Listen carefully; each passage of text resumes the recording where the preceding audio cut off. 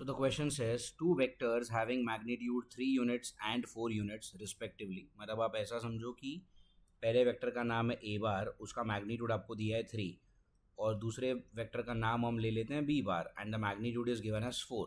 What should be the angle between them if the magnitude of the resultant is 1 unit, 5 units और 7 units? आपको ये बोला है कि आपको तीन अलग अलग रिजल्टेंट एक्सपेक्टेड है. कभी आपको रिजल्टेंट चाहिए 1, कभी आपको रिजल्टेंट चाहिए 5, कभी आपको रिजल्टेंट चाहिए 7. तो ये अलग अलग रिजल्टेंट लाने के लिए आपको कौन से अलग अलग एंगल्स के साथ ए और बी को ऐड करना पड़ेगा, right? So now see, if you look at this, right, if you look at this resultant, it is 7. Now how do we get 7, how do we get 5 and how do we get 1? वही आपका question है. ठीक है, पहले से शुरू करते हैं.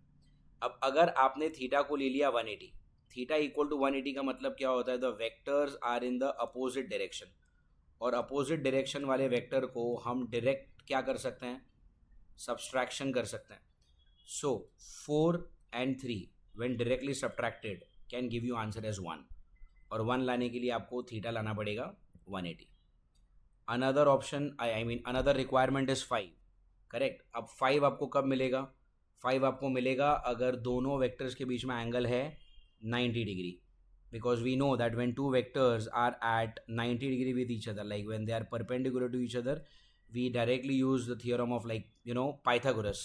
So resultant vector is what? Under root of 3 square plus 4 square. So 5 अगर आपको आंसर चाहिए तो दोनों के बीच में आपका एंगल आना पड़ेगा 90. And the last requirement is 7. अब 7 कब आएगा? जब 3 और 4 को आप डायरेक्टली ऐड कर देंगे. अब डायरेक्ट ऐड कब कर सकते हैं? जब आपके थीटा की वैल्यू होगी 0. सो 4 + 3 will give you 7. So it's a very simple question.